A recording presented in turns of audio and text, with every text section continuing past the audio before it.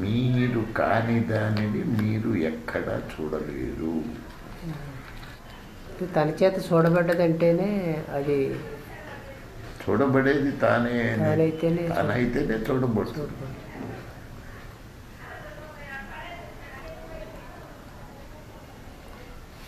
వ్యక్తిని చూసి ఆమె స్త్రీ అని నేను అనుకుంటే అదే కాలంలో నేను స్త్రీనైతే కానీ స్త్రీ అవ్వకూడదు నాకు.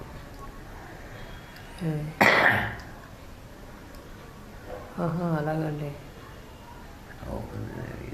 చూడటానికి పురుషుడు కానీ ఉండొచ్చు, కానీ నేను అది కాదు ఏది నాకు కనిపించదు. అదిగా బాలుడైతే బాలుడు అవడం, అంతే. ఋషి అయితే ఋషి అవడం, దేవుడైతే దేవుడు, స్త్రీ ఇట్లా అత్త అంతే అన్నీ ఒకేసారి కనిపిస్తున్నాయండి.